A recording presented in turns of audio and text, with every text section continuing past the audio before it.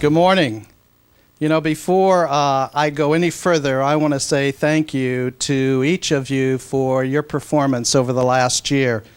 Now, I'm sure you read all of the announcements last week, but in case you missed it, we grew by $5 million over FY92, and that's the first time in over 4 years that we have grew the top line.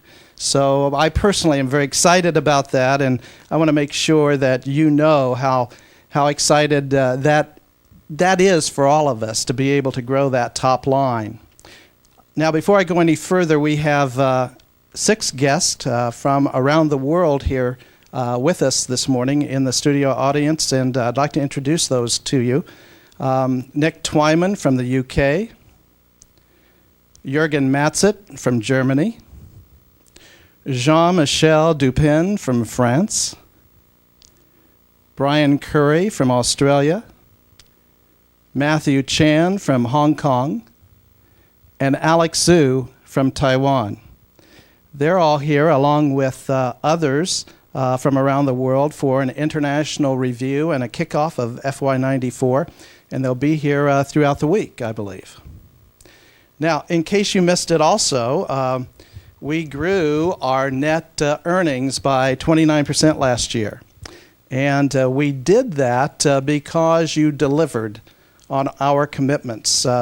And because we were able to upgrade our product line offerings. And as a result of that, each of you in last Friday's paycheck should have received a 6% results share, which I think you all should be very proud of. Now, as we go into FY94, you're going to hear me talk throughout the year a lot about profitable growth.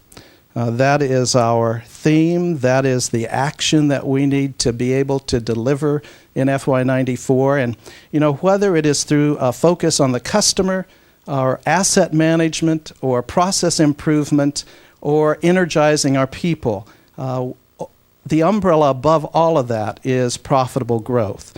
And, you know, there are several ways that we can make that happen.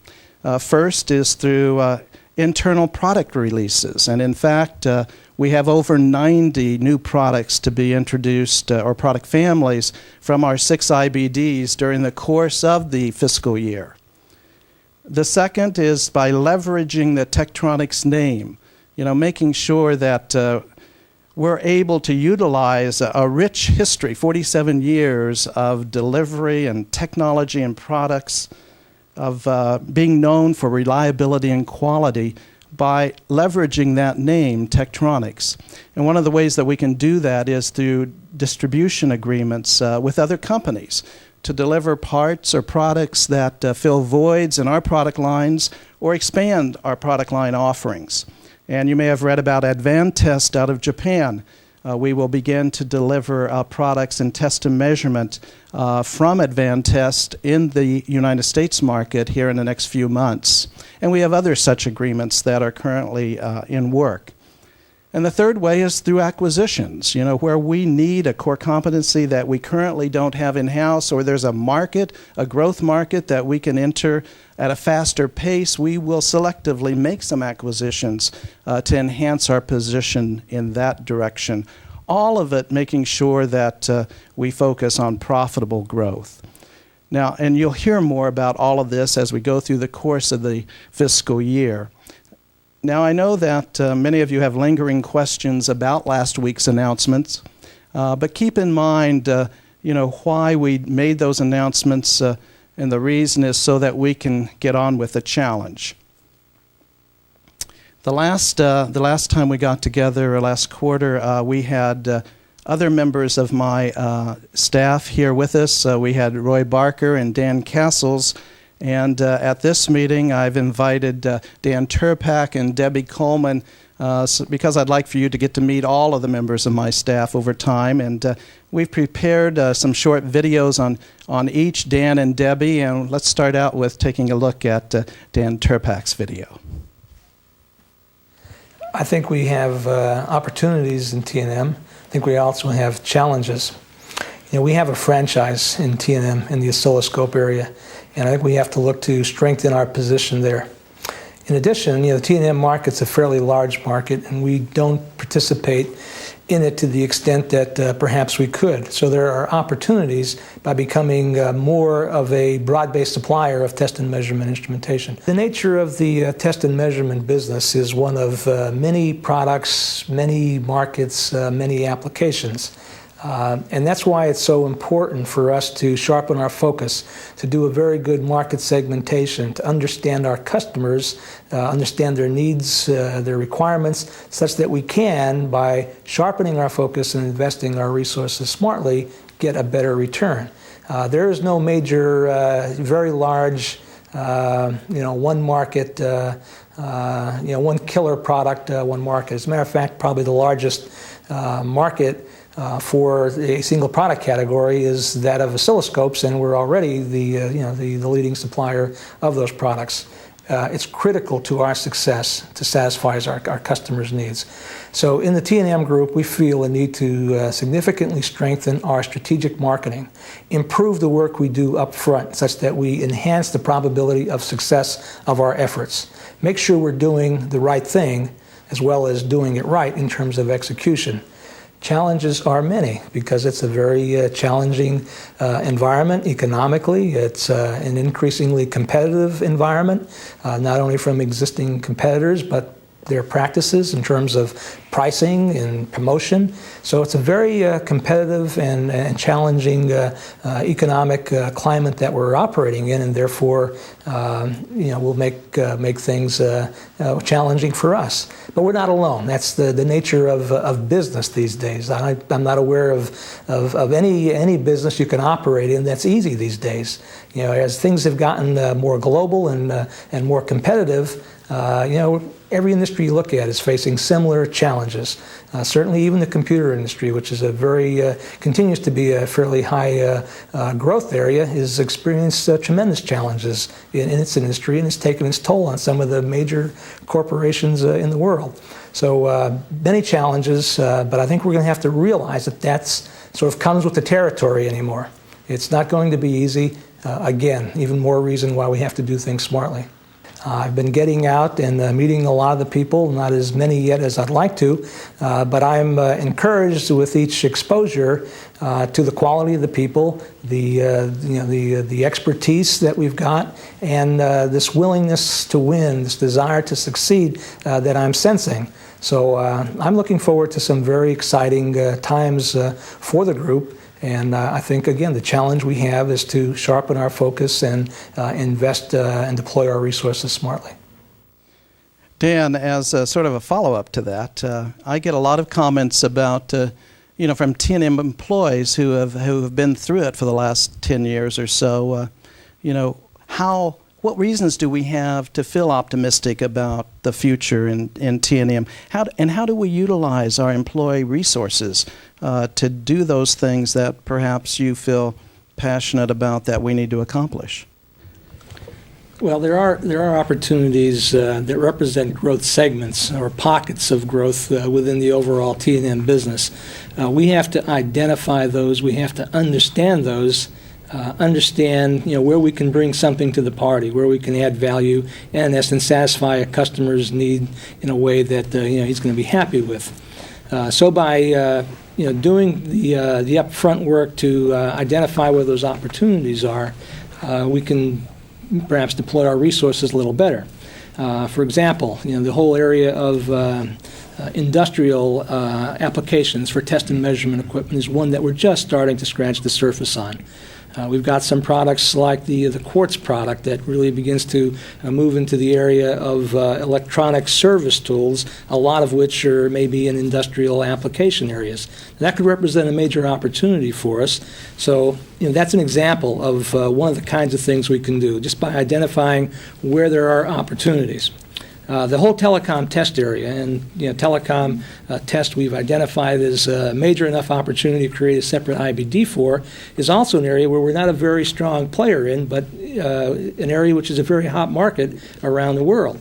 So by just developing and getting more products that we can address that market's needs with, again, represents significant growth opportunity. So there are pockets like that that represent, from a market perspective, opportunities for us. The other thing I think we can get excited about is by getting more of a balanced effort in what we're doing. We're a company traditionally that's very strong in technology, in the research and development of products. I think we have to get a bit more balanced portfolio and strengthen our ability to market and sell those products. So we're really looking to strive to have a much more proactive marketing approach and an aggressive distribution strategy to most effectively reach our customers as well. So I think a combination of those things bodes well for us if we can pull it off. Good. Now, I'd love for you to see the pre-recorded video that Debbie Coleman made. Debbie, as you know, is in charge of materials as well as the component operations.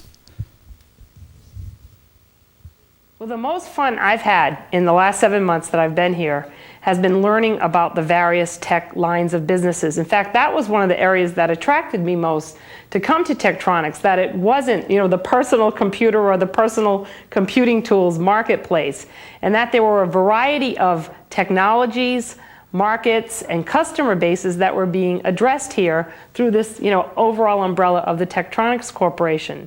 I'm very excited about what I've learned about video and digital communications, understanding test and instrumentation and where that's going in terms of new technologies such as embedded test and virtual instrumentation, the role that software plays, interestingly, among all our various technologies. And even though everyone likes to say, well, we're different, we're in a different line of business, I guess I'm my typical self. I just keep seeing the similarities. I keep seeing and focusing on the common business processes, such as the product development cycle, such as a marketing introduction, such as the cash management cycle, or in the case of materials, particularly on procurement activities and inventory management, for example. In fact, we define our overall mission as a function within the company to not just provide materials services, but to provide strategies, services, and information, because increasingly what we'd like to do is we would like to replace the notion that in order to meet your customers' needs, to deliver our products and services on time or to the customer's expectation, you don't have to have physical control and get your arms around and physically see the inventory. In fact, you can replace that physical control from seeing is believing to knowing is owning if we use information technology effectively. The components operations were the next biggest challenge that Dell assigned me to, and I've been really enjoying that assignment. It turns out that each group is almost like having a set of 4 children with uniquely different strengths and weaknesses and capabilities, and so it's like getting to know individual members of a family. 2 of the operations are virtually all internal customers. Board build operation, HCO is virtually 100% internal. Now ICO has kind of a balanced base of both internal and external customers, and they're focusing on 2 very high potential external markets in their efforts right now. Forest Grove, we've gone from being 5 to 8 years ago, more than 60% of their business internal. They are now one of the largest, most successful, most well-run, merchant printed circuit board facilities in all of North America, perhaps even the world. So, Debbie, how are things going to work in Forest Grove now? Well, I think it's actually a very exciting opportunity for the folks at Circuit Board Division, because on the strength of their technology, their product delivery, the quality, the technology that they offer the marketplace, they've seen extremely strong growth in the external marketplace, the non-internal Tektronix customers for the past 2 years. And so this is a key opportunity right now, based on the decisions made last week, that we can try to spin them out as an independent, well-run company that can stand on its own 2 feet in terms of recapitalizing and continued profitable growth in their particular line of industry. Good. Well, let's open it up for questions or comments from anyone. Let's take the first one here in the studio audience. Scott? About 2 or 3 months ago, some people in management announced their intention to begin drug testing on new employees. And some people in TV got together and asked to talk to Tim Thorstenstein about this being as many of the employees object to this testing on business and ethical and personal grounds. The meeting took place, and at the end of it, Mr. Thorstenstein agreed to put the implementation of the drug testing on hold while we looked for middle ground, and we also agreed to set up a focus group to study this.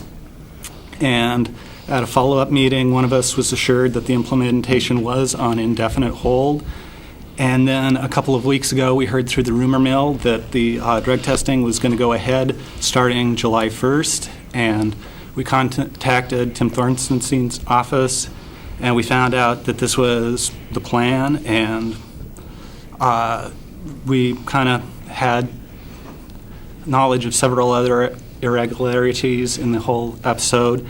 And my question kind of is this the way that focus groups are going to be done and how employees are going to be treated and so on and so forth in the future?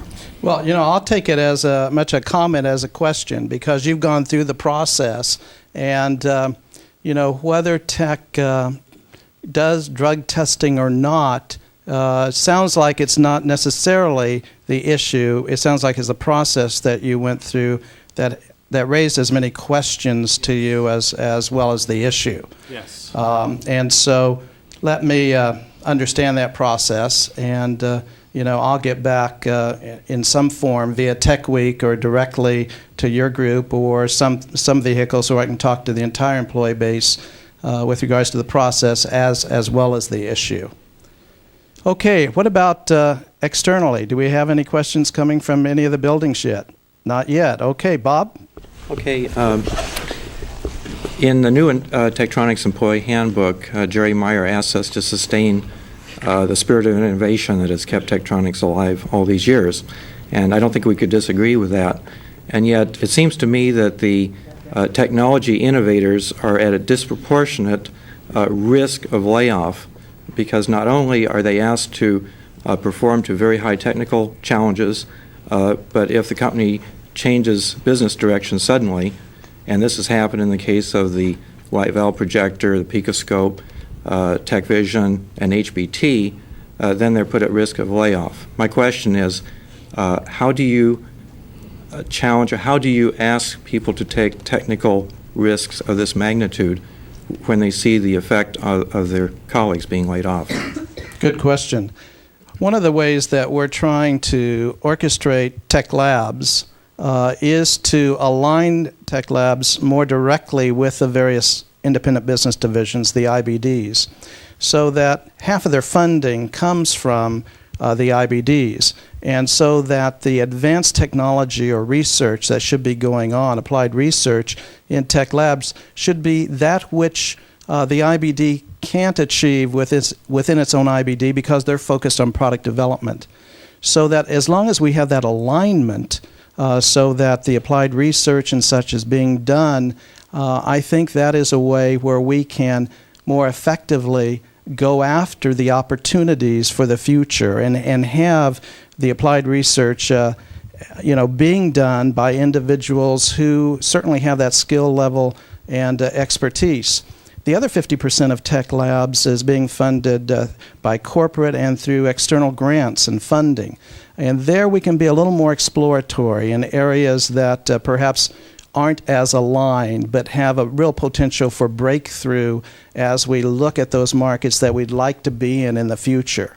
One of the things that, as an aside, that drew me to Tektronix was the rich history of technology and products that we've had over the history of this company.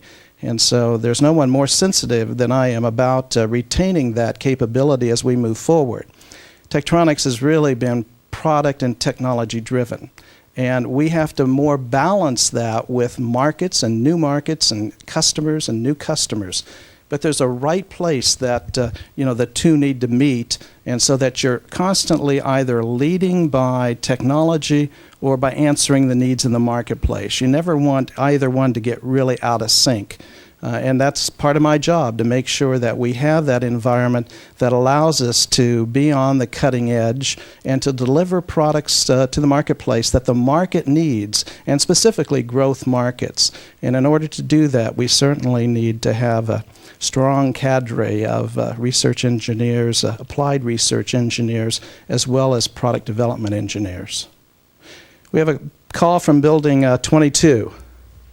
Dell, this is Building 22. Some of the folks want to know why or how does it benefit Tektronix to spin off things like the Forest Grove operation that Debbie described? Good question, and let me address that in talking about all of those parts of the business that have been a part of our success in the past from a standpoint of vertical integration.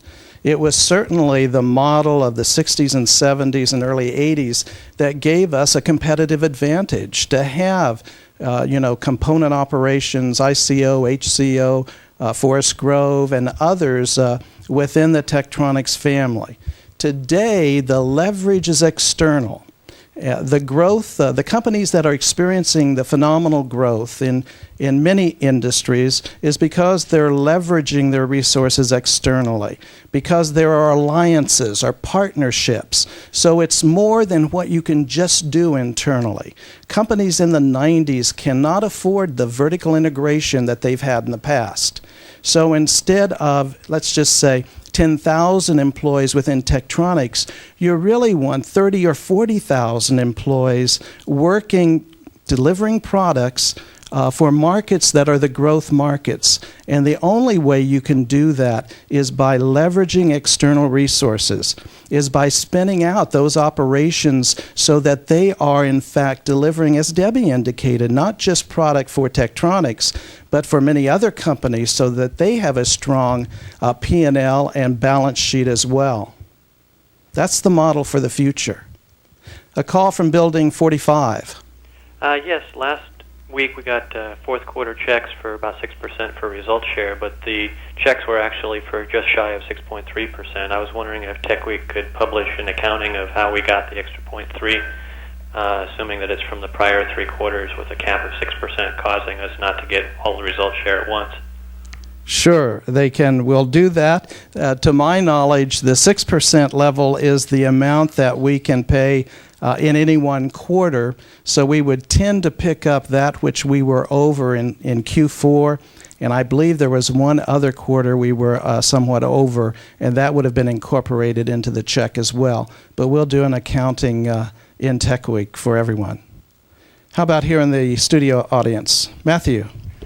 In conjunction with the concept of globalization, what kind of plan you are going or action you are going to take in FY94 to make Tektronix as a real global company? You know, in many respects, and I'm sure that you've heard me talk about this before, we are a U.S. company selling abroad.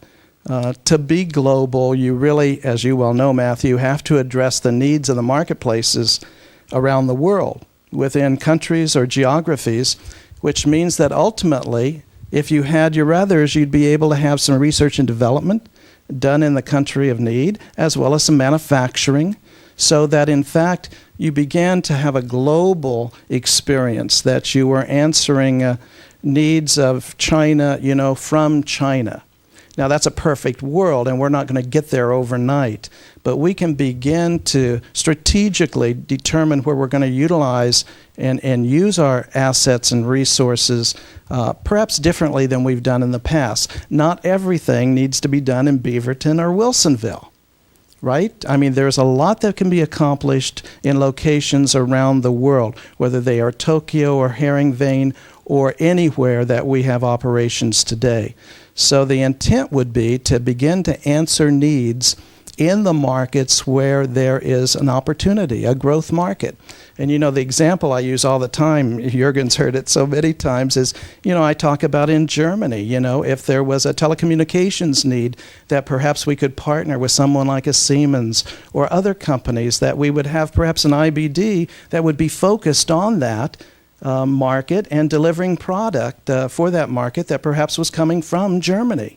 So I see a lot of flexibility in being able to do that with the organization structure that we have today, with IBDs focused on markets, products, with P&L responsibility around the world, but then leveraging, the functional areas like Debbie's materials and information systems and human resources and others across each of the IBDs.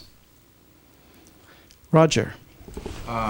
With regards to our new partnership with Advantest, how much revenue are you expecting us to get from that? And because the partnership really addresses U.S. distribution of Advantest products, will this be a detraction from our global T&M product development?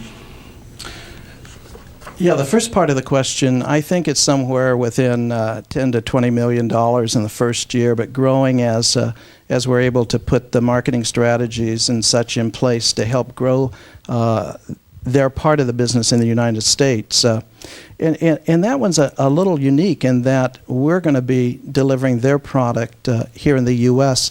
Others may well have us delivering product in parts of the world and their company delivering our product in other parts of the world.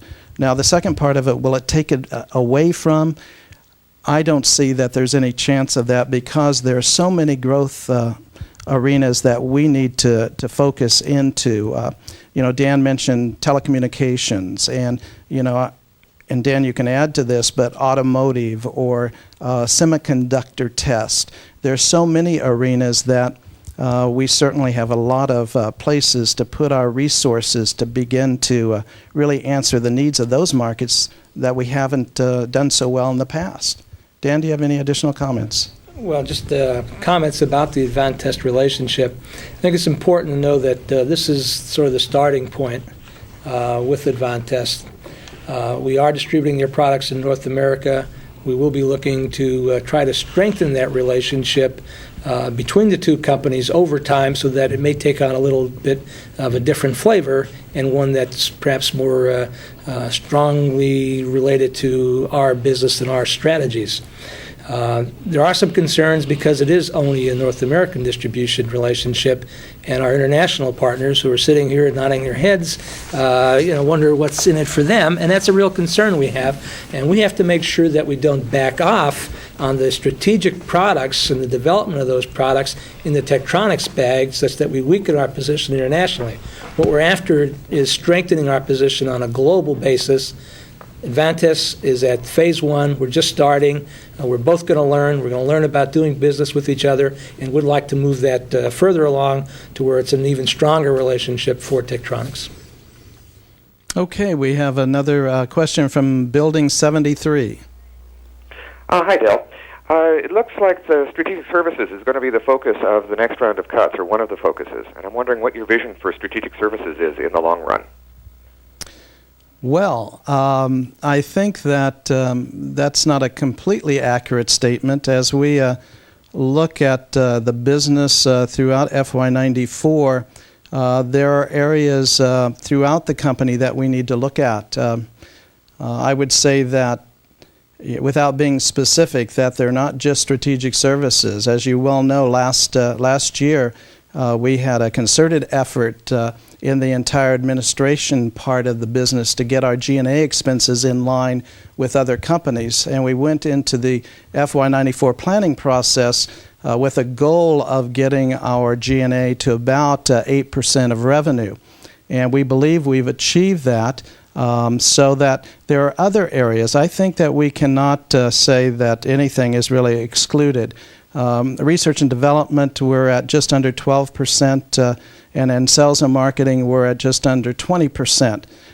So it's not that it is a category as much as how we're doing business today. And we'll have to look at that around the world.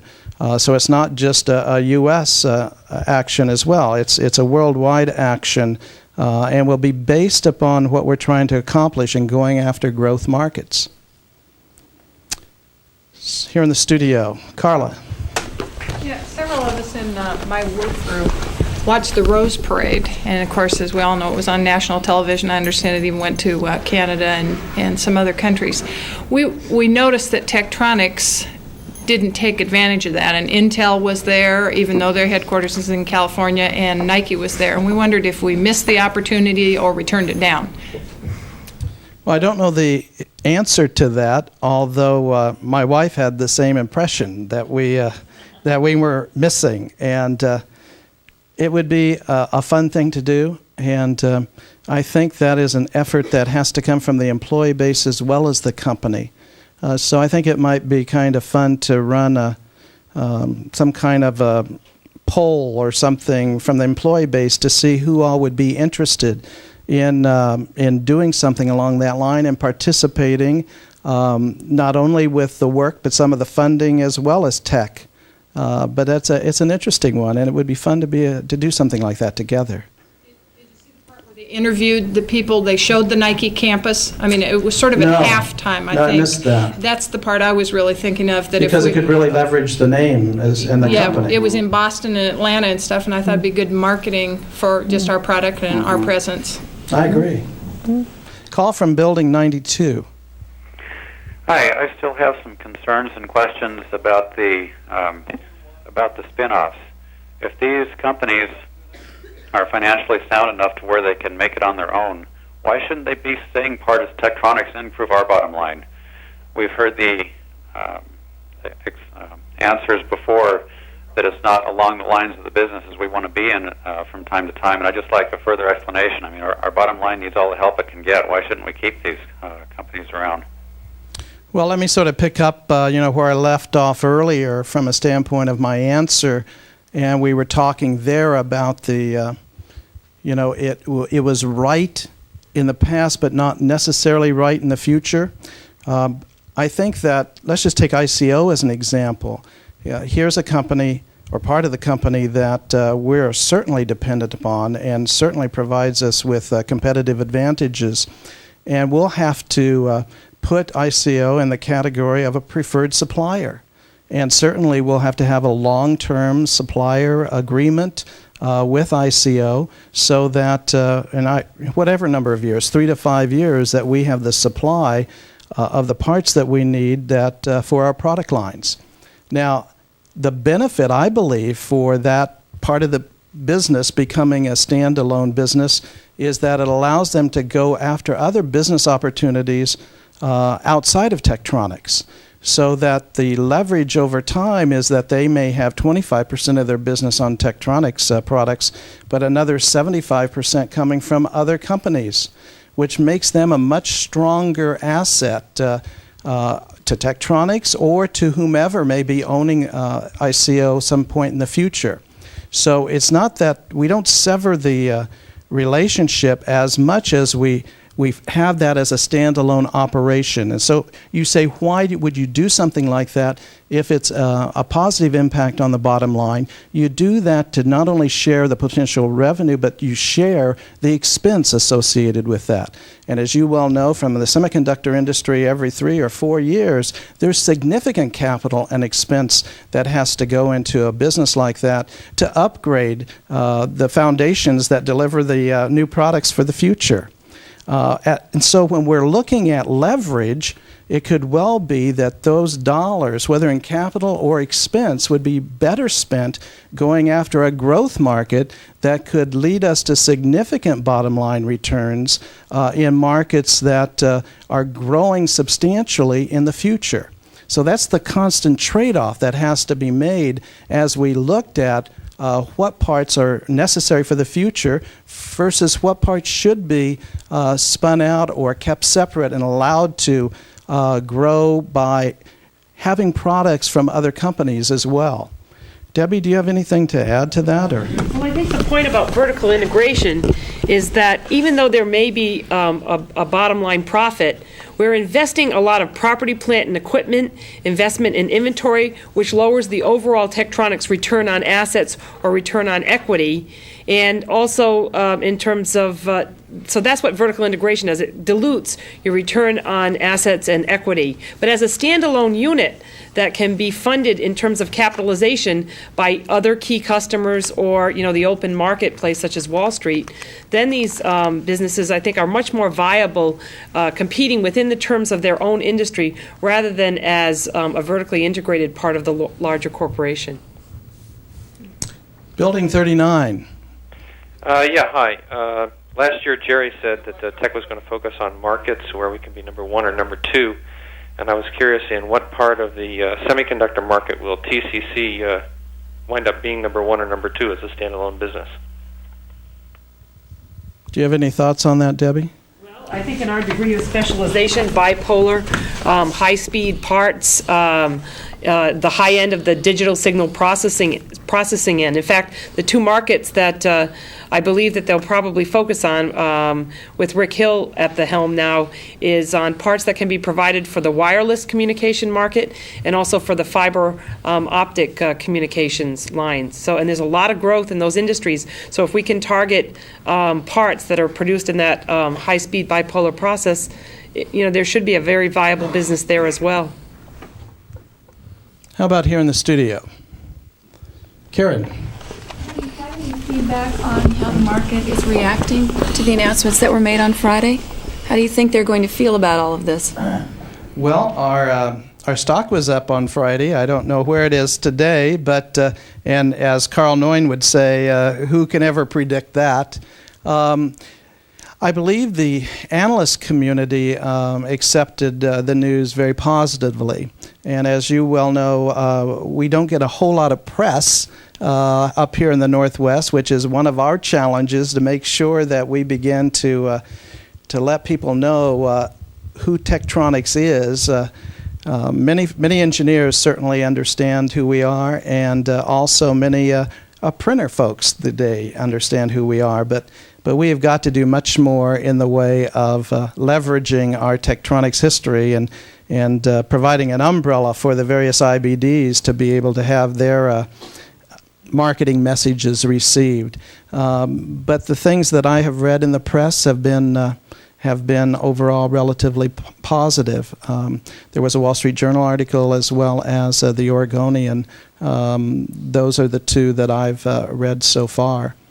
And we'll know over time. It was something that we certainly worked on for a long period of time before we felt comfortable in making that restructuring for the fourth quarter.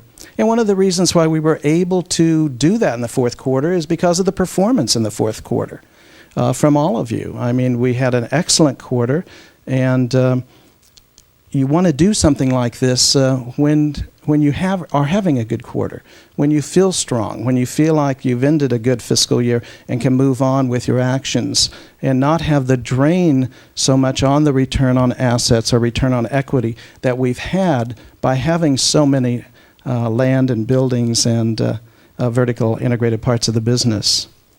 We have a call from Building 78. Hi, Del. We have a question that could be either answered by you or Debbie, and it relates to the materials and scheduling operations.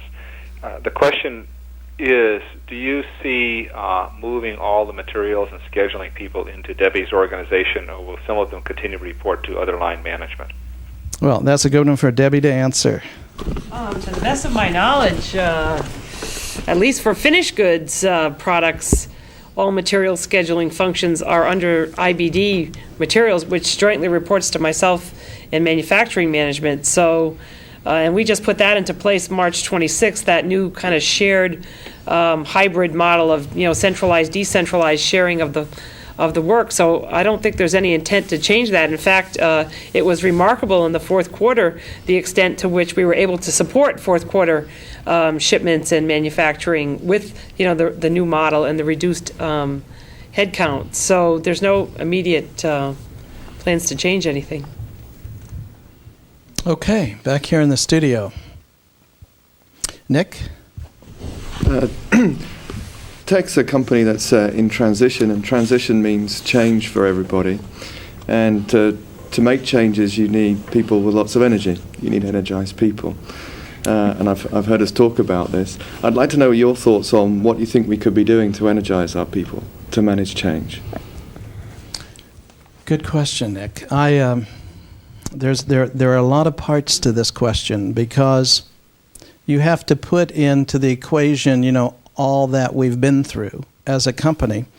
Then you add in the fact that we're perhaps, as Jerry talks about, in our third year of a 7-8 year transition. I mean, there's no way to know how long it may take. He talks about it taking General Electric 7 years. Could take us 5 or 10 years.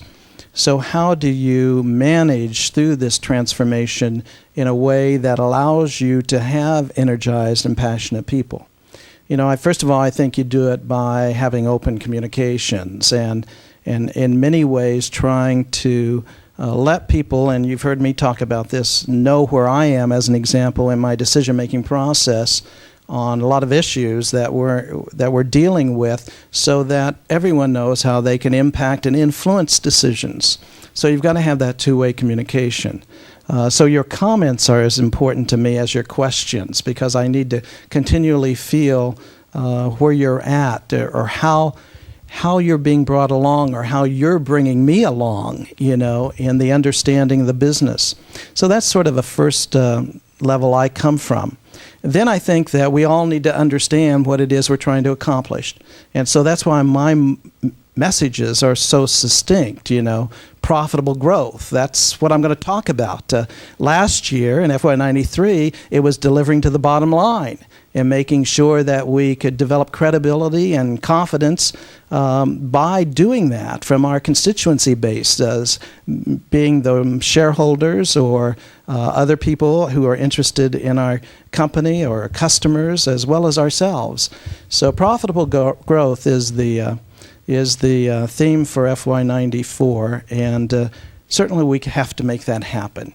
Do you know there is it almost feeds on itself. If we're able to grow this business substantially this fiscal year, then it is no longer a situation of having to look to outplace our employees.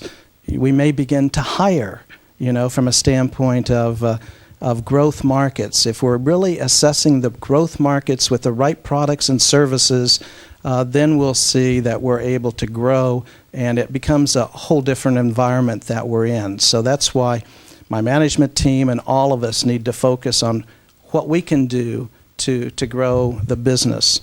Now, what do you do personally?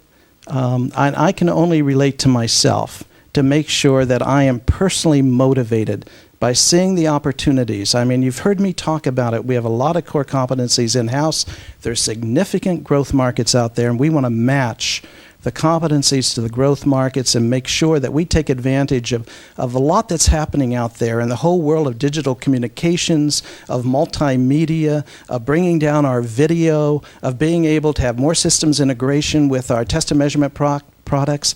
I mean, I get so excited about things that we have the opportunity to do that I'm hopeful that within each IBD or strategic service, within each department or work group, that you begin to see that excitement and the opportunities yourselves so that the ideas flow from all of you.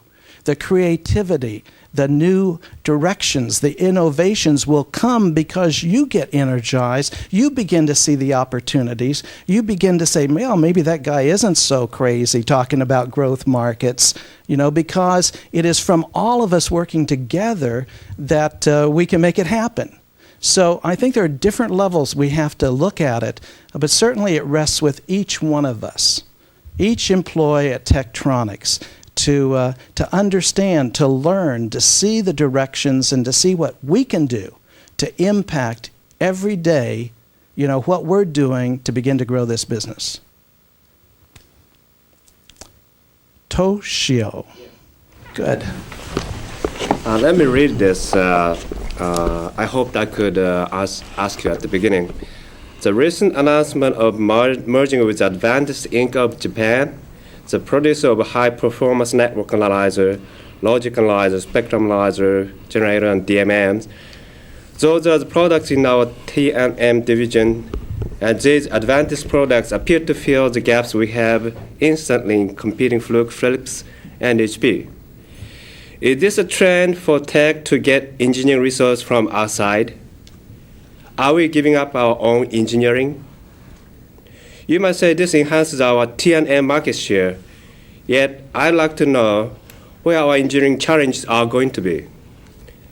We used to show in the ad challenge for excellency, visible edge, we have new tech logo, and no words on it. I believe there are many people in Tektronix wanting and ready to be a good fighter for Soros Group. What is your expectation for us? Would you show us your future vision of Tektronix?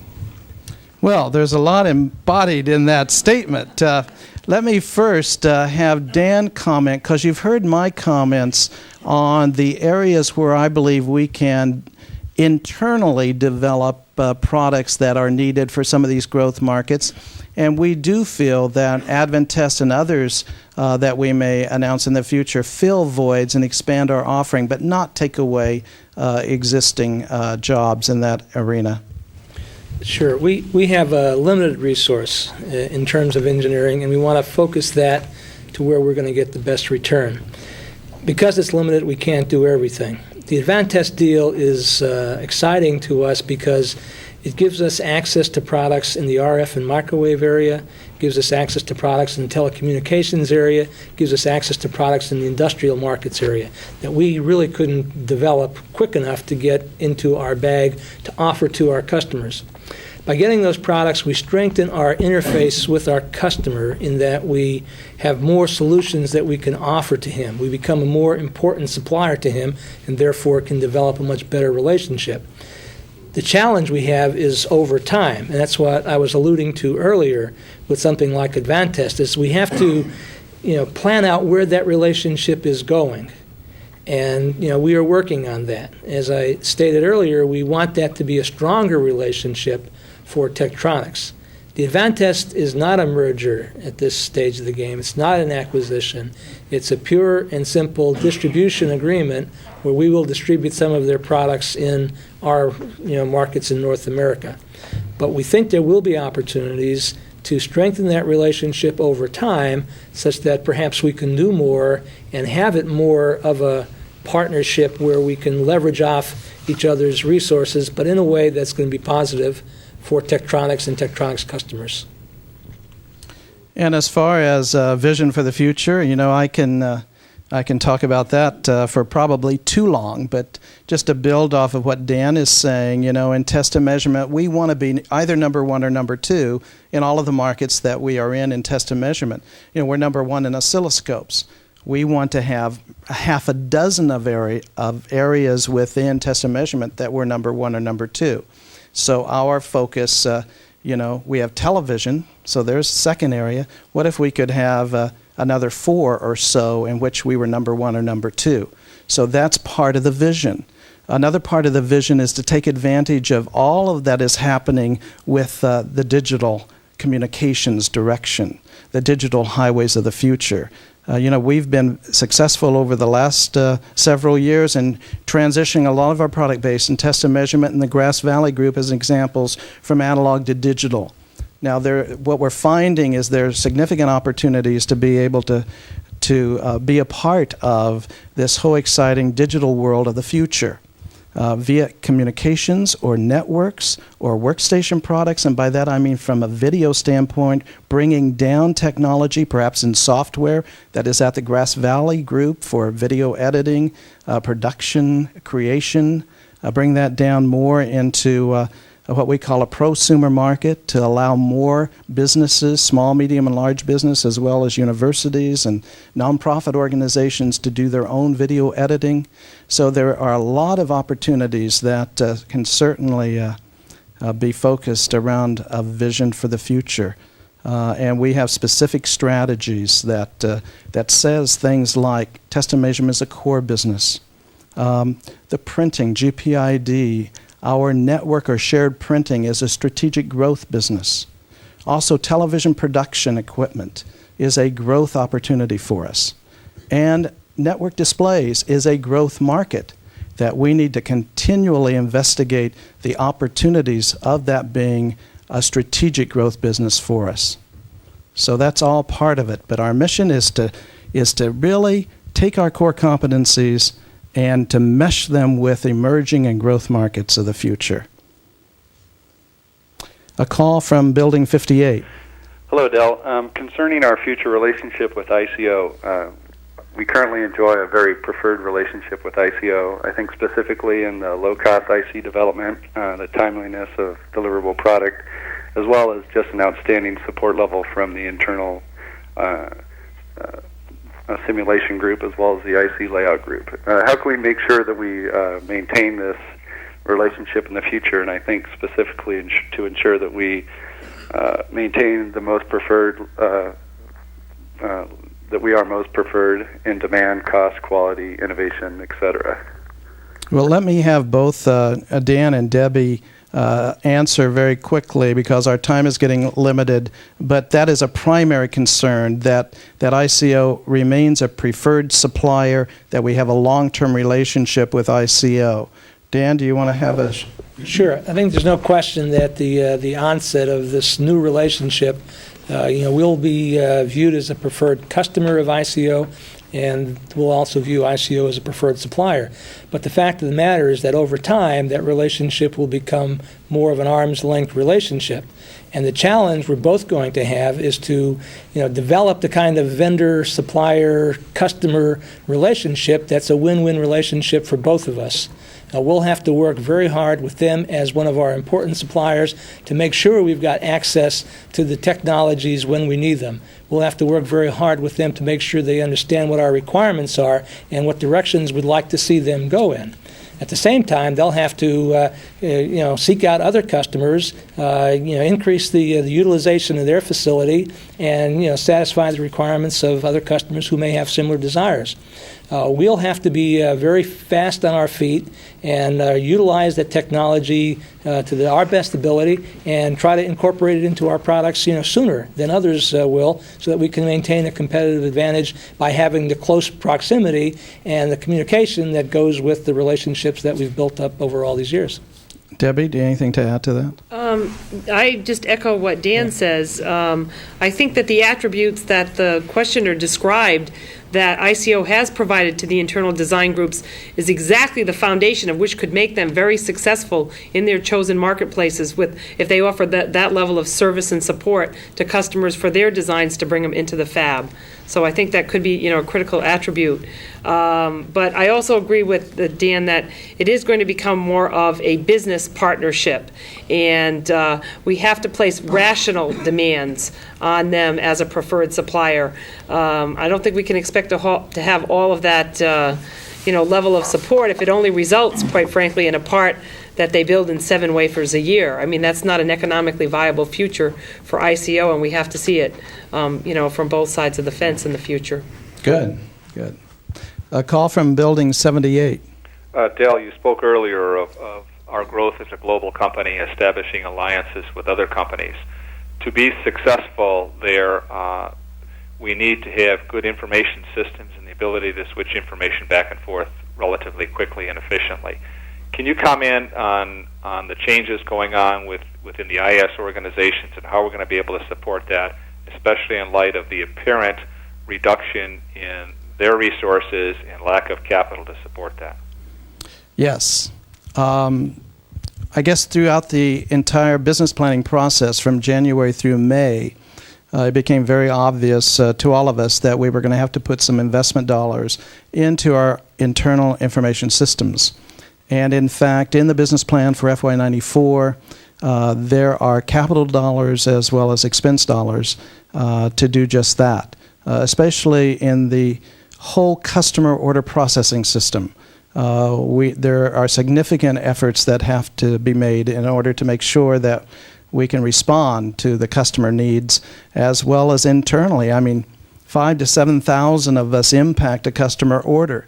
And so we have to make sure that we have the systems in place that allows us to do it effectively and efficiently. And we don't have that today as we would like to have for tomorrow. As far as overall expense, I think the IS expense is about 2.8% of revenue. And I think that is reasonable in a company our size. So I don't know that I feel that is an unwarranted level or too much or too little. I'm fairly comfortable with that percent right today in light of what we have to accomplish in improving our systems. One of the things we want to do for GPID is to make sure we have a full enterprise system there that allows us to take advantage of the marketplace opportunities by being able to deliver on time and with the information that we need to make decisions during the course of from a customer order to delivery and serviceability of that product. A call from Building 50. Yes, good morning, Dale. Good morning. I have a question. Since we have international guests today, I'd like them to participate a little bit more and ask them how they evaluate the position of Tektronix in their area versus the perception of other companies like Hewlett-Packard or Philips, say. I think it's a great question. I wish I had thought of it earlier. So let's start with Nick. We only have a few minutes left. So, Nick, a couple of comments about positioning. Well, it depends on which market you look at us in, and depending on which IBD. When you look at, for example, GPID in my area, we look at market data that we get from folks like IDC and position how we're doing with similar or different technologies. And the feeling in North area right now would be very strong about the market opportunity with those products. Jürgen? Yeah, for the T&M, maybe I can address this more for German and Area Central. I think if you're looking at the scope market for the high end, we have roughly 80% of the market share at this time. What we are missing is really the low cost end and for the educational market, where we have to become more stronger. Jean-Michel? Well, we have with HP a formidable competitor, but I want to ensure you that the Tektronix image is very strong. And so you were speaking before to capitalize on the Tektronix image. If we can do that, we should be really a winner. Brian? Well, Del, I think that actually our customers think a lot more of us than we think about it as ourselves, quite frankly. And we just got to, become more confident and do things and take a little bit more risk and do things. For example, we just had an independent reseller survey done, and on a score of 0 to 5, where it's a medium position against a dozen printer suppliers, for example, Tektronix in Australia comes up about an average of 0.8 to 1 above anybody else. Just about every measure, whether it's product innovation, quality of salespeople, the way we handle the channel and marketing, etc. But it also points out things we've got to work on to improve. Good. Matthew? Of course, Hewlett-Packard is pretty strong in my region, but Tektronix is in good position in China, because we have put lots of efforts in that market. We've been there more than 10 years. And we have also put lots of effort in the ASEAN area. So generally speaking, we are the leader in the scope area, but in other area, we are in pretty good position. Alex? I think I would go with Jürgen's idea. As long as we have good products, right products, like the TDS 320, we're in very good position against HP. Good. Thanks for your comments. That was a good question. We've got time for one more question. And Polly? Good morning. We have some people in our area who are interested in the severance package that was announced along with Friday's announcements.